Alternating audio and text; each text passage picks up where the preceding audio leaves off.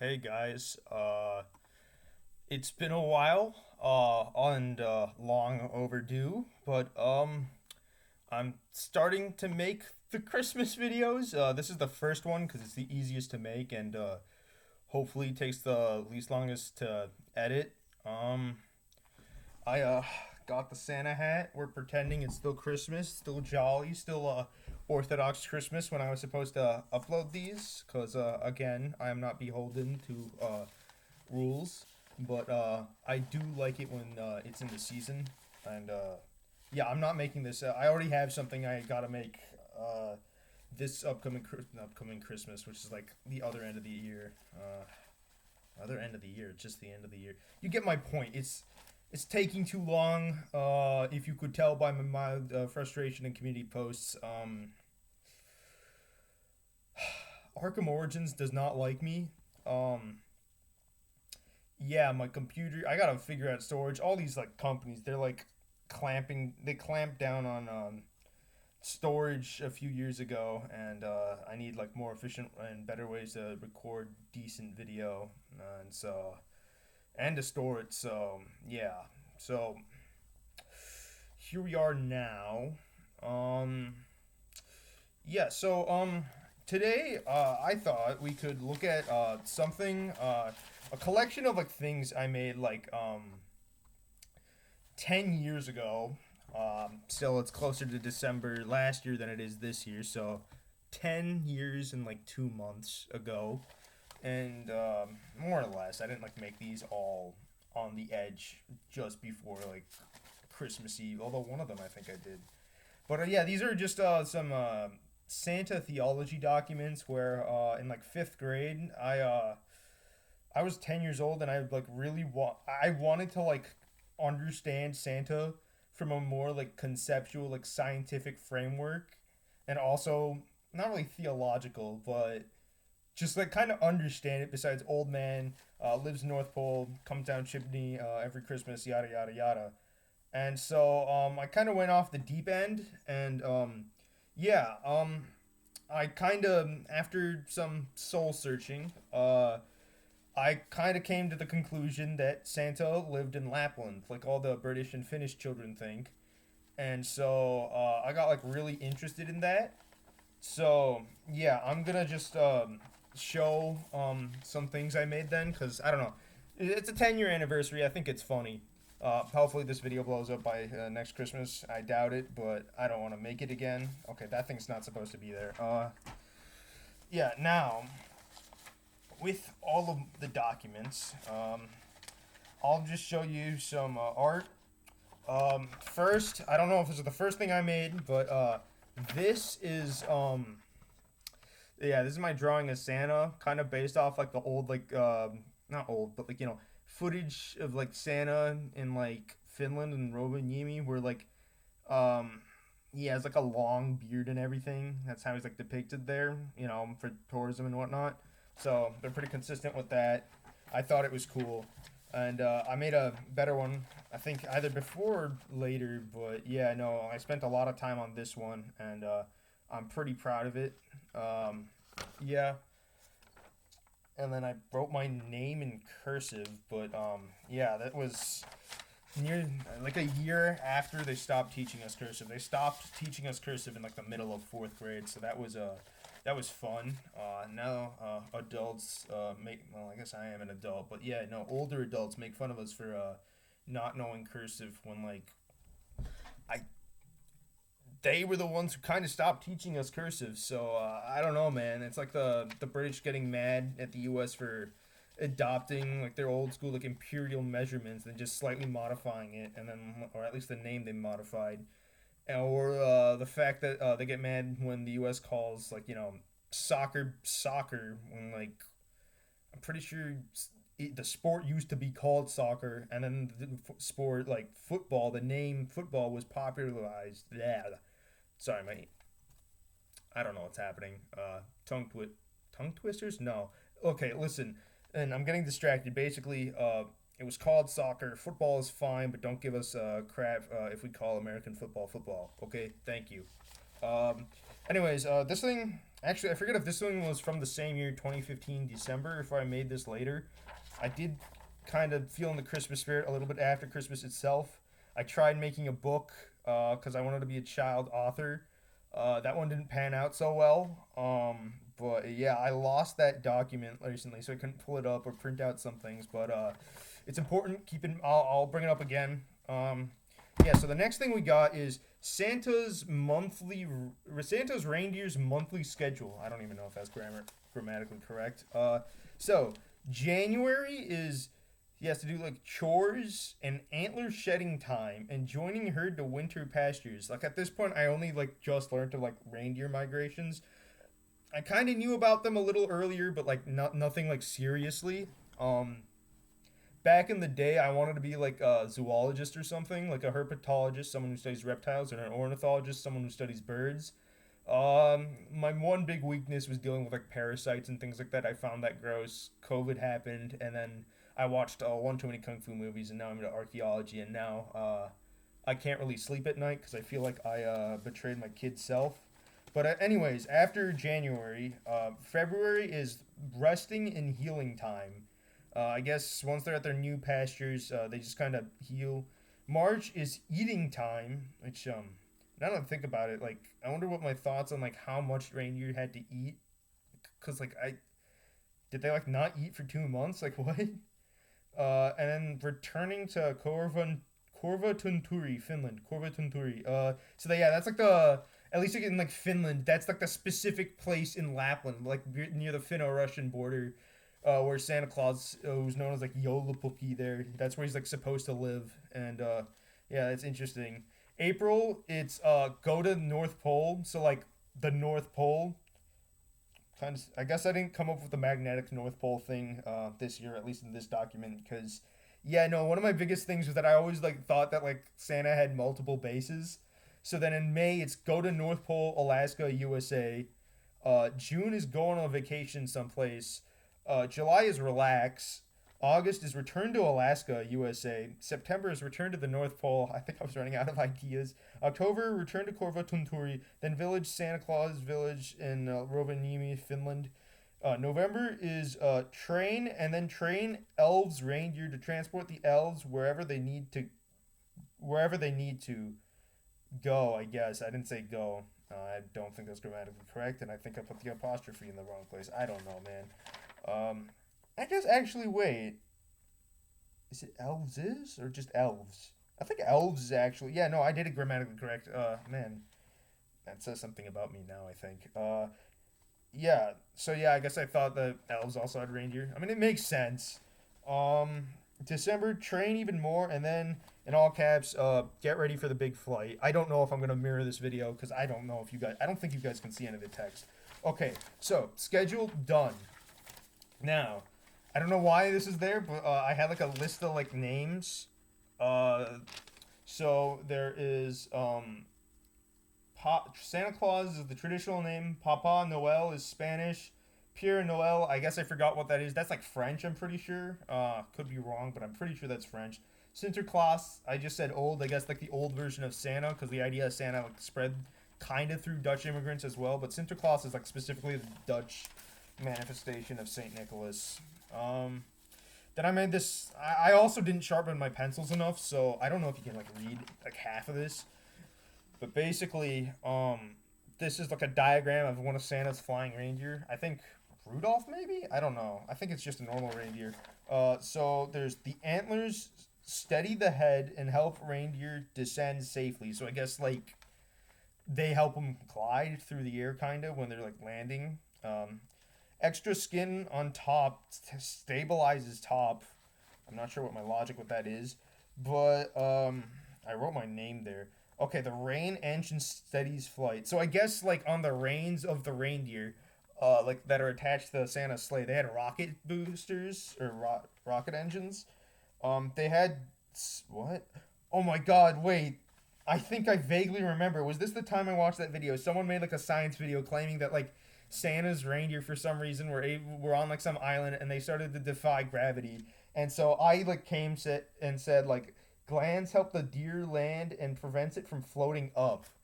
Um, I'm gonna be honest. At the time, most of my biology was understanding like basic like duck and like snake biology. So like venom glands, or in like the case of ducks, there's I think it's called like an air sac, and that's like where at least certain kinds of ducks. I think all ducks, but maybe certain kinds. And other water birds, I assume it's like they float on water because I think their air sacs are like they're expanded, and then they kind of shrink up when they want to dive, and then when they want to submerge again, they puff it up again so that they can like go up relatively quick. Reduces risk of drowning. Extra skin on the bottom lets out extra air and makes bodies steady. So I guess a lot of this is like just like air resistance and like stabilizing it. Aero Reindeer aerodynamics. Um, so yeah, so basically, the effect on the reindeer can make it fly and not float. I don't know what that was for. The nose takes in extra air. I guess that's what makes it fly. I'm not sure. Advanced air pouch stores extra oxygen, probably to justify why like it didn't just like combust or choke. Because it didn't it was going too fast to properly collect oxygen. Because yeah, I did do this. This is Santa Claus Apologetics. Okay, this is in response to this is a bunch of treatises or treaties in response to I don't know, like Richard Dawkins or whatever. I think I like, read he said, "Oh, Santa Claus doesn't exist," and like I'm 10. I went through a brief phase where I'm like, Santa Claus doesn't exist, but then like I then found out about the Finland thing. I was like, oh, okay, all good, man. Also, it helps that I was temporarily ostracized for not believing in him for like a month. Well, more like a year ish, but like I only let it be known that one December, and then I gave up and then I changed it, and instead I got arguments about where he lived. Um, so a mixture of food produces a chemical that has an effect on the depth of the deer's gravity. I mean, I don't know that's how chemical processes work when digesting food. I don't know if it can do that, but okay. So like I guess there's certain things that help it stable. Okay, maybe it's also the antlers. Maybe I was trying to point at the antlers as well that helped it fly or something. Because like I know I would have explained it. Like maybe it was the feet. Oh yeah. Oh wait, that's right. I missed one. Okay. Okay. So if you look at the feet, the hooves, there's these lines that strike through them. They are webbed. So these are webbed feet, webbed hooves. They steady the hooves, and yeah. Okay, so I guess the glands like help them control themselves from flying up. But yeah, I don't know what the effect on the reindeer can make it fly and not float is. Extra food, web feet, head descend, steady head, extra skin on top, stabilizes top. Oh, let's see, what is that drawing? That looks like an earlier attempt at drawing an antler, so I don't know what I was doing. Maybe is this the title? I don't know.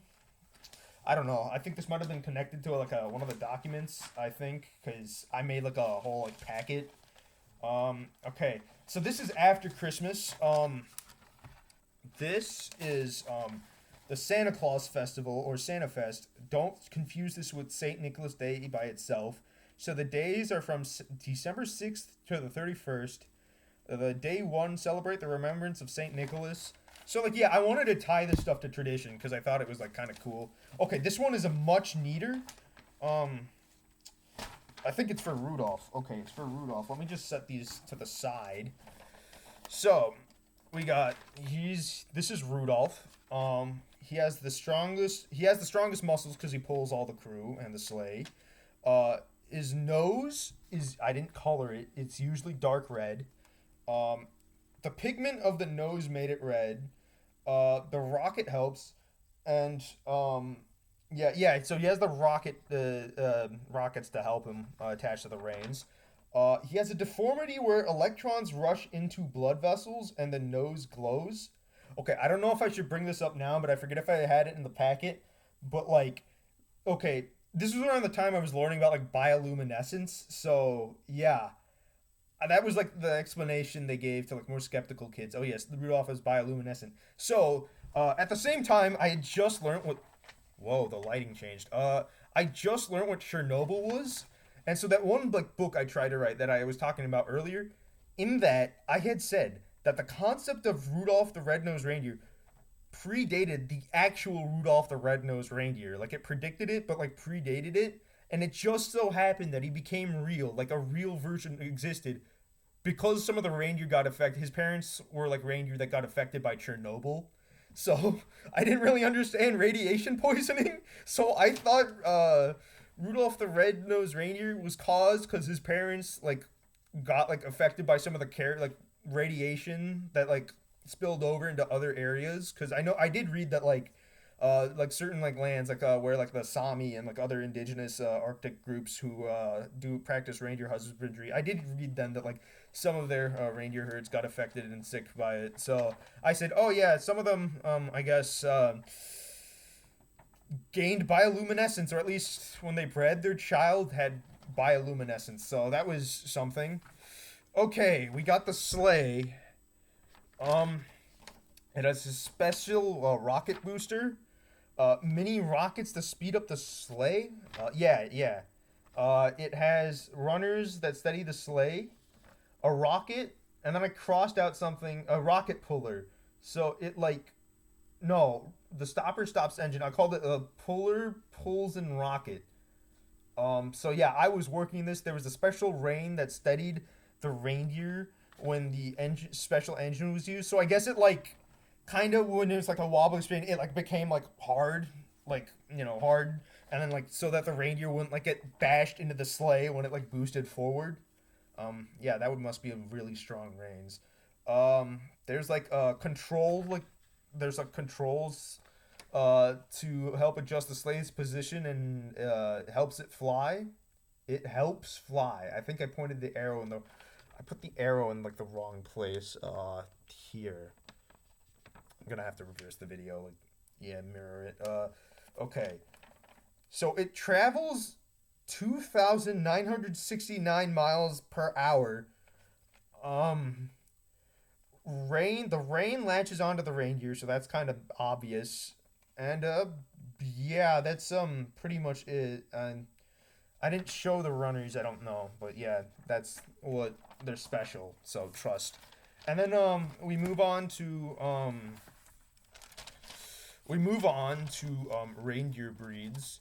And so for Cupid is like a large Perry reindeer. This is like I was just learning about reindeer subspecies at the time, so please mind me. Am I reading this? Oh, I'm reading this backward. Okay. Dasher is a Lapland reindeer. Dancer is a Lapland reindeer. Prancer is a Finnish forest Lapland breed. So I guess a breed between the traditional Lapland reindeer and a more rare like subspecies called a Finnish forest reindeer. Vixen was a Lapland Perry bred reindeer, so a hybrid between like a Lapland reindeer and a Perry caribou. Comet was a forest Perry bred reindeer. I don't even know if this works. Like they're subspecies, so hypothetically they could breed, I guess, but that's like a lot of dimorphism. Not even between like biological sex. That's just like the subspecies. Perry reindeers are small as heck, dude. I don't know. It might be possible, judging by weird dog breeds. Cupid is a large Perry reindeer. Donner is a huge Perry Lapland mix. Blitzen is a huge Perry Lapland breed. I don't know why I didn't say it. And Rudolph is a small Lapland Perry breed. So I guess even though he's the most muscular, he's smaller than the other two because he's like an immortal child. Okay, that's not supposed to be there. That's also not supposed to be there. This is Santa's map, like a basic map of operations.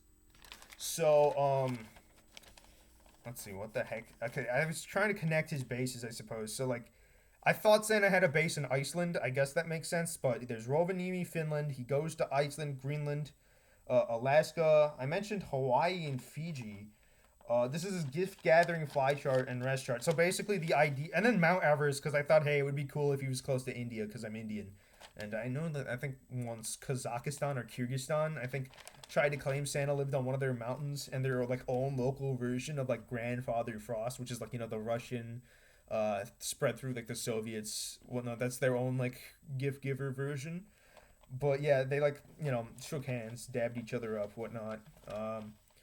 Um, so yeah, but I thought it would be cool if he was near India. So yeah, the idea is that he stored a bunch of different gifts in different areas, and then he picked them up along the way, and then like consolidated them before his final North Pole voyage.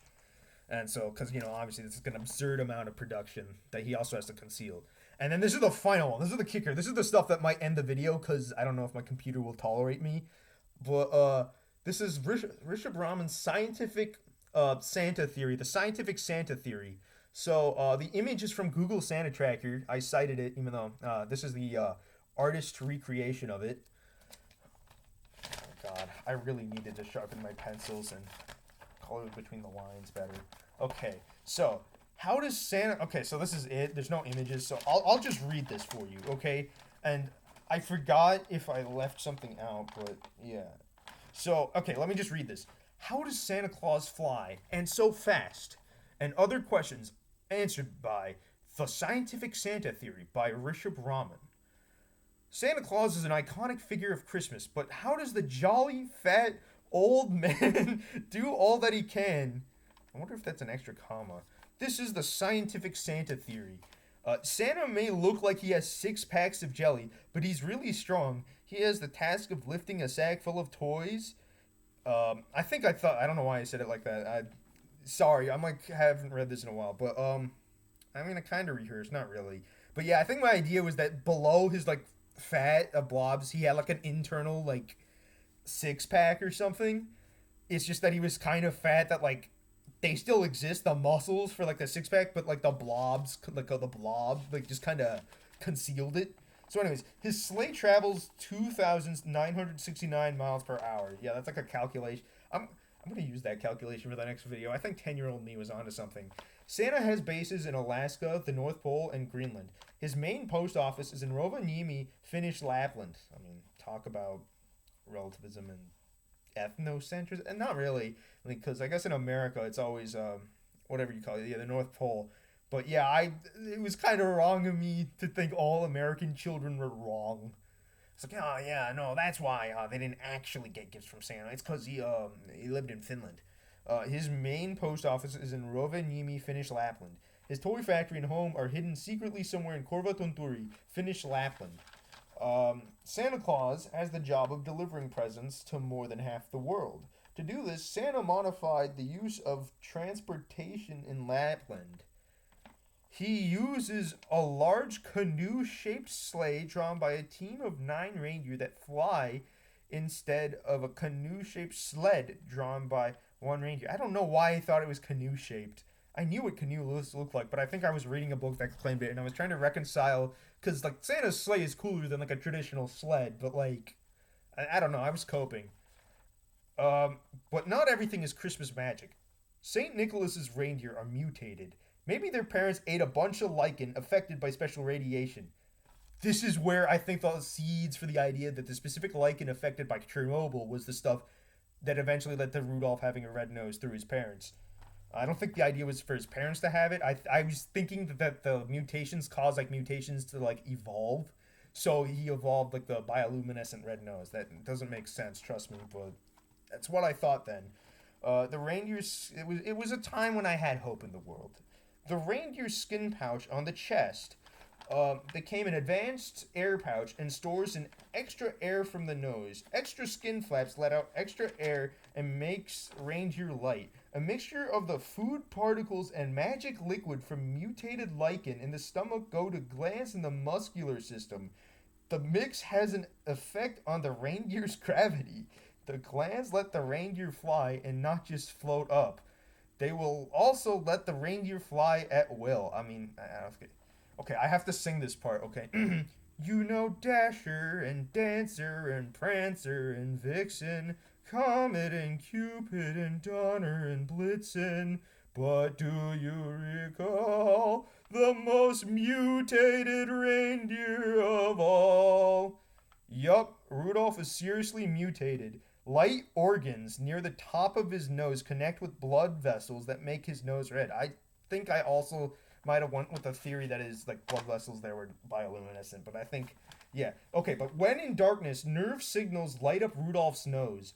Father Christmas has a sleigh that has personalized controls and more. It has mini rockets to speed things up and a special rocket used when crossing an ocean.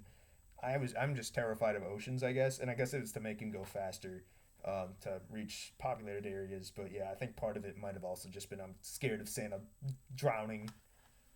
But also, yeah, I think it was just, oh yeah, if he's crossing the Atlantic or Pacific, yeah, he has to go fast because otherwise it's just dead space. The runners, I don't know if I used that right. Anyways, the runners are spread apart to steady the sleigh. It travels 2,969 miles per hour. That's the third time I said that. Second time in this document. Santa has databases and trackers. Try to find him. This is the scientific Santa theory. Well, I hope all of you. Yeah, that's done. Well, I hope all of you have enjoyed this video. Um, yeah, this is some very old scientific work I majored in when I was 10. The scientific Santa theory. Um, yeah. Years to another 10 years of Christmas. I don't know, man. Listen, man. Um, trust. Ho ho ho. Yeah, I don't know how to end this. Bye.